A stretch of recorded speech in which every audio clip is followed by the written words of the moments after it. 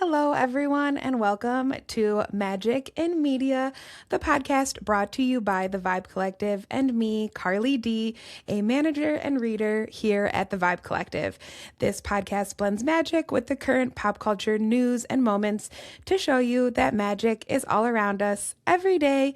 We just have to look around and find it. So we find the metaphysical and magic in the world all around us and share it with you. Welcome to Magic in Media, friends.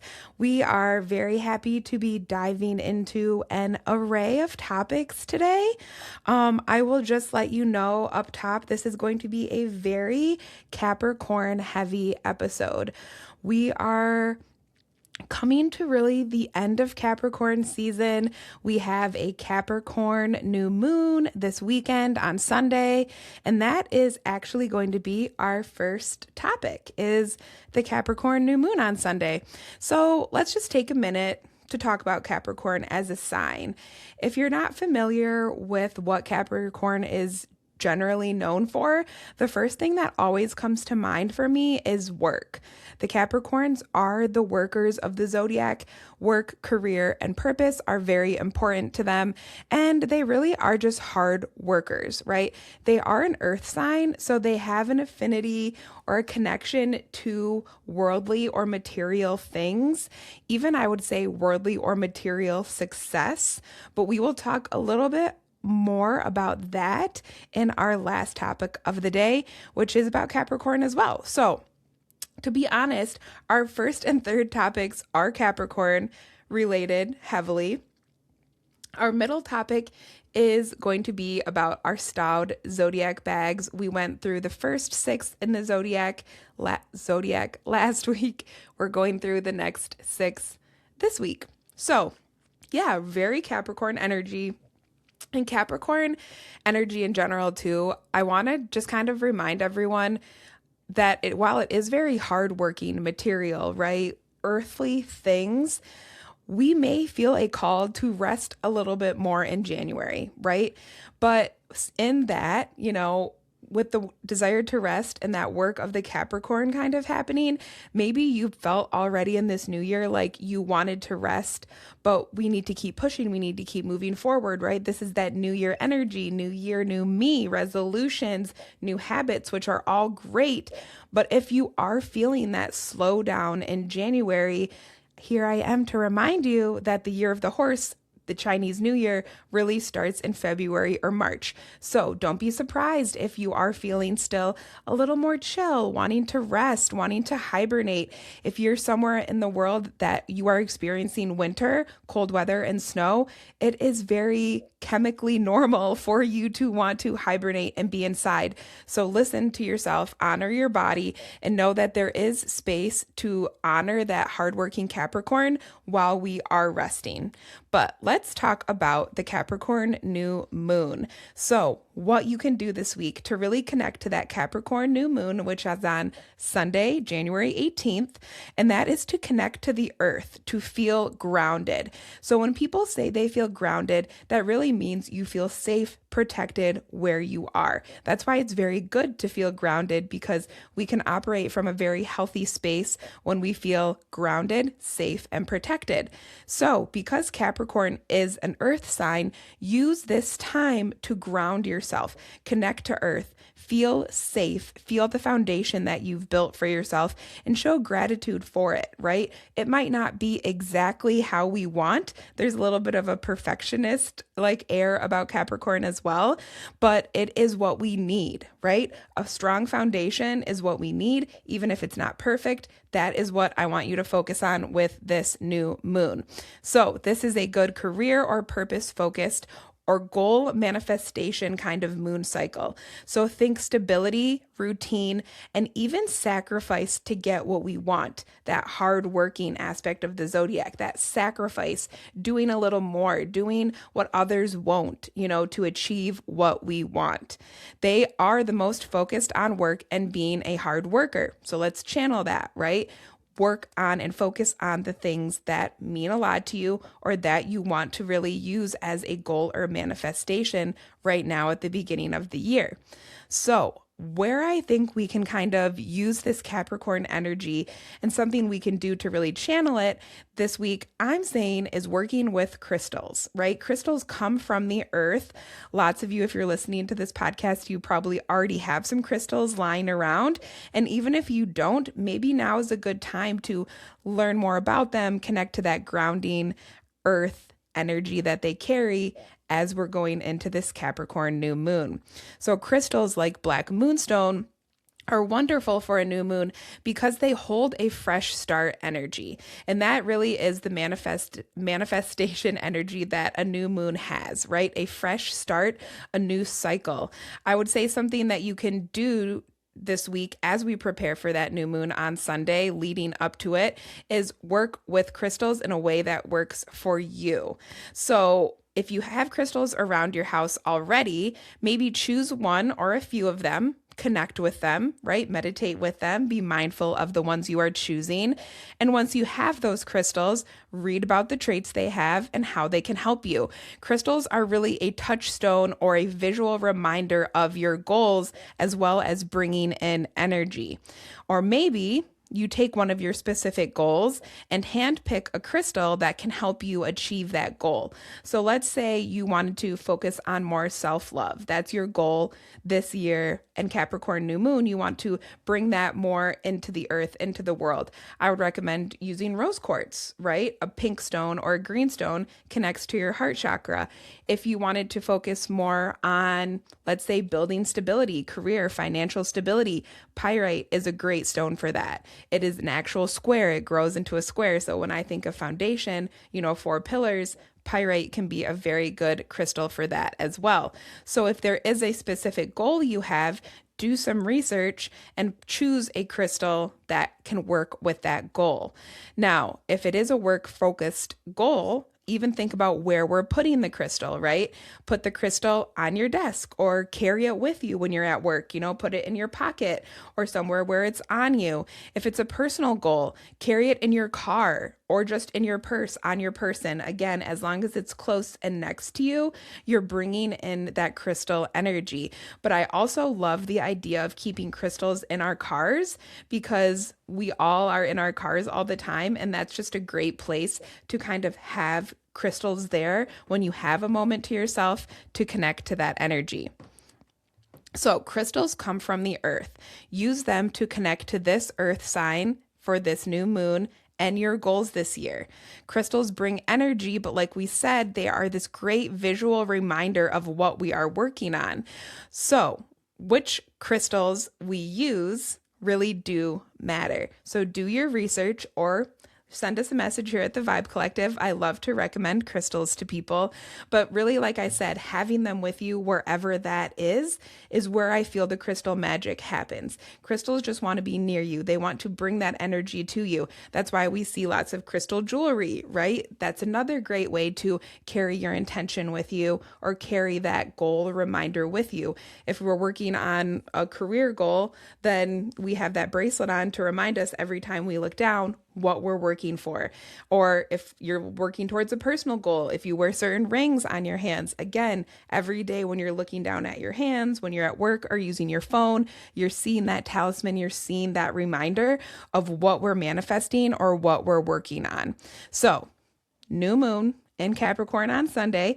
Get your crystals out this week, especially if you have some lying around. Maybe, dust them up a little bit, hold them, put that intention on them of the goals and what you want, and start letting the crystals work their magic around you. Crystals are beautiful to look at. They carry beautiful energy. That is what you can do this week to connect to that Capricorn new moon we have coming Sunday, January 18th. Now, our second story, we are going to wrap up our story on the Staud Zodiac Bags. So we talked about these last week as well. These are beautiful beaded bags with 2 to 3 symbols. The zodiac sign is also on the front of the bag. They have a longer quote describing the sign on the back of the bag, and then they have the name of the sign on like the bottom of the bag. So these beaded bags by Staud, they do retail for $350. $50. So they're not cheap, but they are really cute, really beautiful, especially if you're an astrology girly, you really connect to your sign, and maybe hearing about your sign in this podcast and what your design is will make you want to go check it out. I'm not going to read the quotes that are on the back of the purses either. Go on their website, the Staud website, if you want to read those. But I do love that element of the bag as well, kind of going a level deeper than I would say most accessories that are zodiac themed go.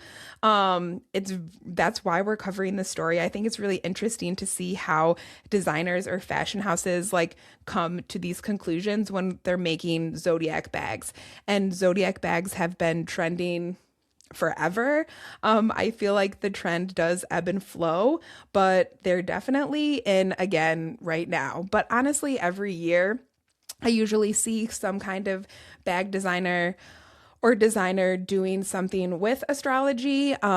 We talked about this last week too, that astrology, metaphysical, crystals, tarot, we often see in fashion. So there's a big crossover with metaphysical and fashion in general. But another way that we see fashion forecasted is we are going to see a lot more of it. We talked about this last week too. I've seen a lot of crystals, a lot of celestial and connection to the stars in fashion houses and designers lately. So I think this is really just a kind of beginning of what we are going to continue to see in fashion weeks coming up in the spring here. But let's get into our next 6 zodiac bag signs. So we are going to talk about what the symbols are on the bags, why they chose them, and what I think about it. So our first one is Leo for today. And on that bag, they have the sun, a marigold, and red lipstick. So the sun, very fitting. Leo is ruled by the sun. And the red lipstick is also very much Leo because Leos love to be on display. They care very much about personal appearance and how they show up to people. Another big, telltale sign of a Leo is their hair. Leos have a lot of hair. They often have big hair. Think of it as the lion's mane. So if you're a Leo or a lot of Leos, think about that. Where does hair come into it? But with this and that lipstick being one of their symbols, that just kind of ties into that display physical appearance thing that is very Leo coded. So I do think they are very on for this bag, especially with it being a fire sign. The bag is red. It is very digestible, very likable, very much like Leos. I do think of the fire signs, Leos are the most likable. They care about how people see them. They care about appearance. The other symbol we have for them is the marigold. Now, the traditional Leo flower is the sunflower, but I think they chose the marigold because it is just a warm, kind of loving, has a familial, ancestral energy to it, really. But I do think, again, ties into that warming and just kind of glowiness of Leo, right? With the sun, they just have a glowing personality. I do think Leos, again, very digestible, very likable of the fire signs. So I think that is why we associate with them with so much kind of nice, pleasant things, because they are really a connection to shining bright, that glowing, and being a symbol of positivity, right? I even think of the strength card, in tarot has a lion on it, and that really is a card of positivity, being positive about yourself and having confidence. Leo is a big kind of confidence sign. So I could even see that with the red lipstick, the boldness of it.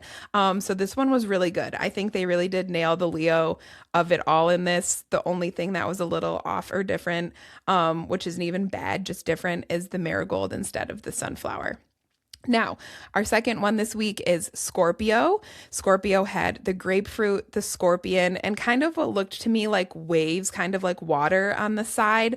I think the waves were a really good reminder that Scorpio is indeed a water sign. A lot of people forget about that. They honestly kind of I feel like there's almost in every sign, every element, I should say, a sign that people kind of forget. Like we said last week, a lot of people think Aquarius is a water sign because they're the water bearer, but they're really an air sign. And I think kind of similar to Scorpio, a lot of people think they're a fire sign when really Scorpio is a water sign. And I really do believe Scorpios are some of the most intuitive of the zodiac. Water signs are very intuitive in general. So Scorpio does have that water energy. Of course, they have the scorpion, which is the symbol for Scorpio, very fitting.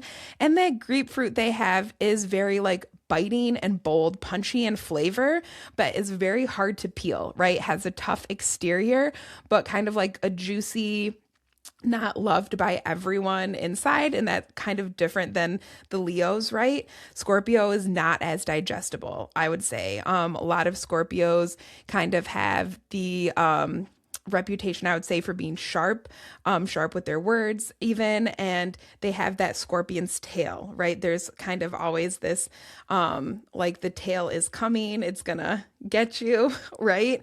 And that grapefruit, I think, is actually a really cool way of thinking about Scorpio in this way. They are very secretive, they keep a lot to themselves. There's an air of mystery around Scorpio and a tough exterior, all very grapefruit. So it's kind of funny to think about a grapefruit and like a zodiac sign. But the more I thought about this, it is very fitting for Scorpio because, again, tough shell, tough exterior on a grapefruit, kind of hard to peel. But when you get in there, it is a little soft. It is a little more, little soft ooey gooey hearts that Scorpios have, but they're very careful of who they share that with and who they share that kind of energy with. And like I said, it's not for everyone, right? Which is very grapefruit. So if you have a Scorpio in your life who you love and adore, that is amazing. It is honestly a gift, I feel like, to be loved and adored by a Scorpio. But this was a pretty good one. They only had those two symbols on them, really. So yeah, that was what we have for Scorpio. Next we have Libra, which was a rose, an orange, and a lock. So the Libra flower is commonly a rose. So that was very fitting. The orange shines brightly, which I do think is true because overall Libra does really like to be liked. Of the air signs, I would say they are the most digestible of the air signs because they want to be noticed. They want to be on stage. I kind of have an astrology joke, which is very fitting for magic and media, where I say that Kim Kardashian is a Libra and that's all you need to know about Libras, right? Like they will do kind of anything to stay front and center once they get there. And again, very generally liked. So the rose being their flower, very general, very kind of for everyone, a crowd pleaser, if you will. I've definitely used that term to describe Libras before, kind of a crowd pleaser. Everyone kind of likes them energy, which is again, the rose, everyone kind of likes an orange, likes a rose, very common. They have the orange, which is that shining brightly, that positive energy, again, very generally liked. Whereas we talked about grapefruit for the last sign, right? Not generally liked as much as an orange. And like we said, Libra like to be the center of attention and will do what they need to do to keep it, which is where I feel the lock comes in, right? They want to lock in relationships. They want to lock in what they have going for them, what they have going with certain connections. And that all is very, very Libra. So those I think were pretty fitting for that sign. Let's see here, make sure we got everything. Yeah, locking in their relationships, really with the lock there.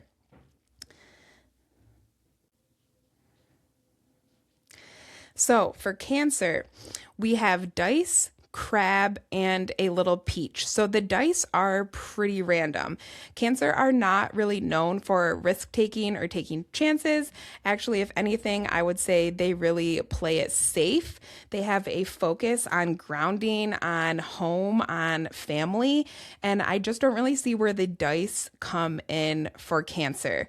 The peach I can see because it represents like softness. It's a very like soft fruit, and Cancers are known for being emotional. They are a water sign, again, so intuitive, but probably the most emotional. I wouldn't say the most emotional, but all water signs are known for emotions. So I can see that with the peach, the softness, and crabs are, of course, the symbol for cancers. So that is pretty fitting. Nothing crazy or different choosing the crab symbol for the Cancer, but I do think that the dice are random for this one. I don't really think that fits in. Again, I don't think of Cancers taking chances. If anything, they like to play it safe. They like to stay home. Like the crab, they like that hard exterior protecting their soft insides, which are very emotional. So yeah, dice, I did not really see for that one. So that was Cancer. Next, we have Sagittarius. And Sagittarius had the rabbit and blackberries, and it was on a dark reddish kind of purple bag with reddish detailing on the sides and stuff as well. So Sag are the risk takers. They do go for it. They care about traveling, spontaneity, new things, new endeavors, trying new things, new foods, new places, new experiences, and they aren't really afraid to jump into a new situation. They are very impulsive. Again, a fire sign. So I think the rabbit is fitting for Sagittarius. Rabbits are very jumping, going into stuff, not really like thinking so much. It is more impulsive. So I do see that for Sagittarius. The blackberries, again, kind of random for me, not traditional for Sagittarius, but I can see them representing seeking the sweetness of life, which is very Sagittarius. They love adventure and new things, but it is a symbol for this sign that doesn't stand out to me as something you typically see, the blackberries. So that was all they had for Sagittarius, the rabbit and the blackberries. So not too much on that one. I would honestly say out of all of them, that was probably like the least exciting to me. So our last bag of the Staud beaded bag stories is the Capricorn. And I think they really did nail the Capricorn bag. So very fitting for our basically very Capricorn episode. But they had a pansy, cherries, and gold coins on the bag. The gold coins are so good for Capricorn because, like we said, they are the workers. They care about money. They care about earth things. They care about material things. So the coins I thought were very fitting for them being the focused workers of the zodiac. Money and success, worldly things, pentacles things really matters to them. And there's quite literally pentacles in the way of coins on this bag. The cherries, I still think that kind of ties into that, what we said for the last one, the sweetness of life, and really just going after things. I do think that ties in well for Capricorn. Like we said, they work really hard, but it is because they want that sweetness of life. They want success. They want to be noticed for the things that they're doing, for the good work that they're doing. So I can see cherries as being that sweetness of life and the good things in life. Pansy is the traditional Capricorn flower, and I really loved that they stuck with the traditional one because pansies represent the steadiness and ability to withstand hardships because they grow even in cold elements or not as like opportune weather, which again shows Capricorn's work ethic, their dedication, wanting to really work for something even if it's hard. And I feel that pansies being a flower that can grow even through the winter, even through colder temperatures, that is very Capricorn. And again, Capricorn is a winter sign, right? It takes us from December to January. So that's very fitting for pansies growing in a colder climate. So again, pansies, they really nailed it with that one. I do feel it really mirrors Capricorn's strong will and determination. And again, that was Capricorn for their bag. They had pansy, cherries, and gold coins. And I loved that one. That was one of my favorites. Probably besides my own Gemini of these bags was the Capricorn. So like most zodiac bags or accessories, some of these signs I feel like they nailed, or they brought in really cool symbols that even made me think about the sign in another way. And some kind of seem like afterthoughts, right? Like Sagittarius seems like an afterthought to me. Cancer seems like an afterthought to me.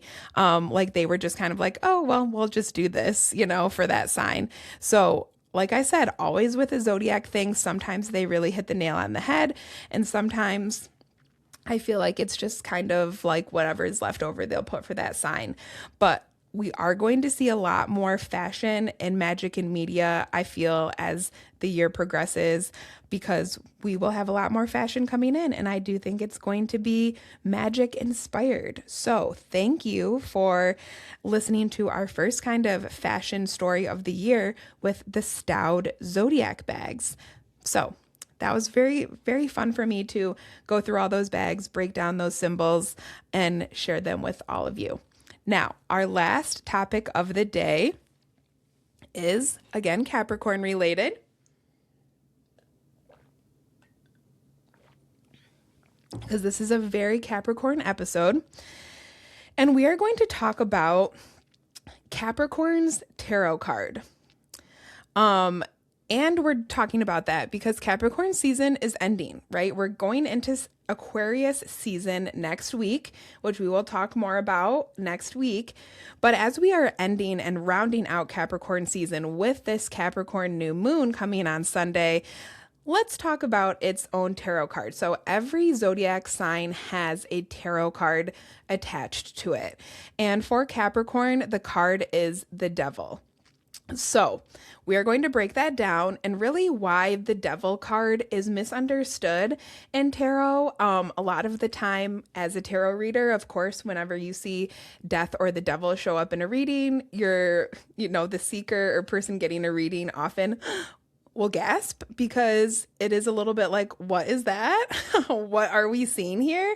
And I want to break down how even kind of scary cards in the tarot have a much deeper meaning than just their title, right? We have to look much deeper than the surface with tarot. So I want to talk about the Devil card, how it is attaches to Capricorn, and how we can look at it a little bit different in the way of tarot. So think even about the association with the goat and the devil and the sea goat, which is the symbol of Capricorn. So even right there, we're seeing that connection with the devil. And I just want to up top tell people, there's no devil worshiping happening with any of this. The devil really does just represent that there is light and darkness. There is shadow, there is light. And especially in the metaphysical, in the magic world, we know one does not exist without the other, right? We all have to kind of even fight our own shadow, our own inner demons sometimes. So what I love about tarot, and especially these cards, these more challenging or hard cards, is that it does bring up those human experiences that we have being challenged by certain things.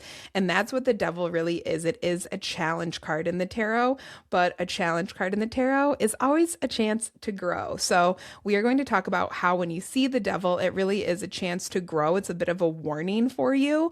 It's not really something evil, nefarious, insidious. So I really want to kind of get people out of that mindset that the devil is it's just all straight up black and white, bad, evil. All of it coexists, good, evil, light, darkness. And we just have to find the best way to work through those things to share and spread our own light. So that being said, we're seeing that first association there with the idea of the goat just in the animals that we see associated with the devil and the Capricorn. So in tarot, cards like this do need a little more processing. Of course, people get scared when they see the death card or the devil card.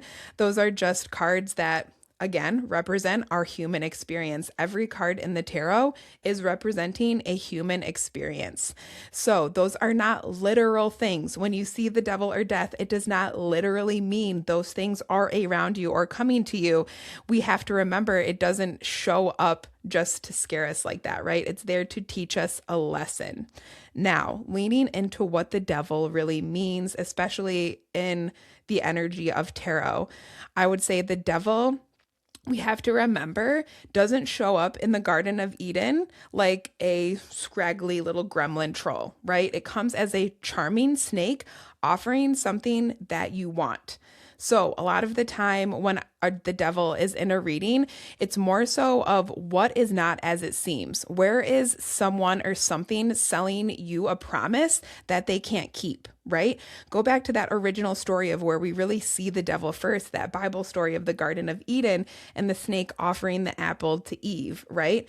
It is something that you want. It is that apple. It is charming. So again, when I see the devil in a reading, a lot of the time I think there's an energy, someone or something around you that is offering something that is not real, right? It's a trick. There's a very trickster energy around the devil card, which a lot of the time it shows up as like a warning for me in readings, or a warning to the person getting a reading that there is maybe some shady energy, or maybe not even shady energy, but you're thinking it's going to be something and it's really not, right? We have to really see things for what they truly are and remember that all that glitters is not gold. That is very much a message of the devil card. So while Capricorn is a hard worker, it's a reminder that we have to remember why we are doing the work, right? Don't get so caught up in the worldly or material things that we forget why we're even doing it. This card is often used to, one, get real with ourselves. Like I said, a warning, or kind of facing like, this is not as it seems. This person is selling me a dream, not something real.